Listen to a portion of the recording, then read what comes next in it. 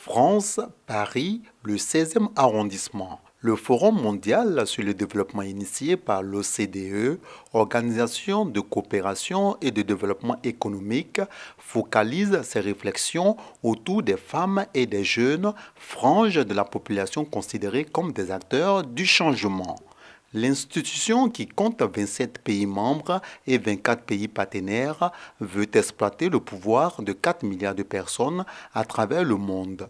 C'est à son siège que l'OCDE mène les présents travaux. Cette organisation indépendante souhaite la création d'emplois formels afin de permettre aux jeunes d'accéder à un travail décent. Il faut aller plus loin dans la démarche et il a été notamment dit dans les différentes sessions la nécessité d'adopter une approche intégrée. À partir du moment où la jeunesse est une question transversale, il est important que la politique soit mise en œuvre de façon intégrée en incluant l'ensemble des ministères sectoriels concernés, que ce soit le ministère de l'Éducation, le ministère de la Santé, le ministère de l'Emploi, etc. Et aussi inclure, au-delà du gouvernement, le secteur privé. À ce dialogue politique de haut niveau était au centre des débats le projet de l'Union européenne OCDE sur l'inclusion des jeunes. Selon Mario Pezzeni, directeur du Centre de développement de l'OCDE, la Côte d'Ivoire, pays bénéficiaire du dit projet, s'est bien illustré durant la phase de mise en œuvre sur la période allant de 2014 à 2018. Le ministre de la Promotion de la Jeunesse, de l'Emploi des Jeunes et du Service civique a été donc félicité et encouragé à poursuivre les actions visant à améliorer les conditions de vie des femmes et des jeunes. On retiendra que le modèle ivoirien se vend bien. Les résultats du service civique et le reste de la politique globale de gestion des questions liées à la problématique de l'emploi exécutée par l'État de Côte d'Ivoire ont été partagés avec les participants à cette rencontre internationale.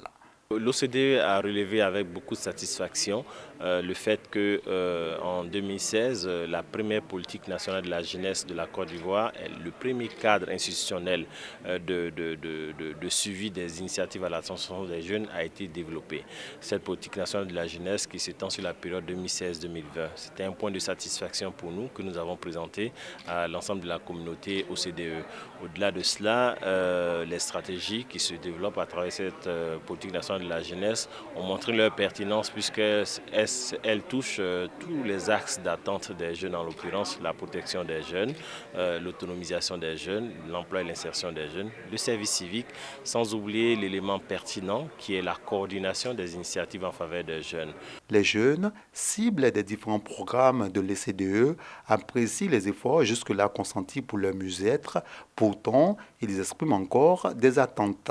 Mes attentes, je pense que je les dirigerai plus au niveau politique et au niveau technologique, c'est-à-dire que je pense que grâce à l'éducation et à l'orientation, on doit promouvoir en fait les métiers scientifiques et technologiques aux femmes, et très tôt il faut orienter les filles vers tous ces métiers-là qui sont peu connus des petites filles. Il est vraiment important que les choses se fassent sur le terrain pour une meilleure inclusion des jeunes et des femmes pour que l'Afrique se développe. Parce que l'Afrique ne se fera pas sans les jeunes ni les femmes. C'est vraiment de l'action. Le projet Inclusion sociale des jeunes a eu pour objectif de renforcer les capacités des acteurs nationaux en matière de compréhension des multiples dimensions de l'inclusion des jeunes, de conception et d'évaluation de politiques en faveur de la jeunesse.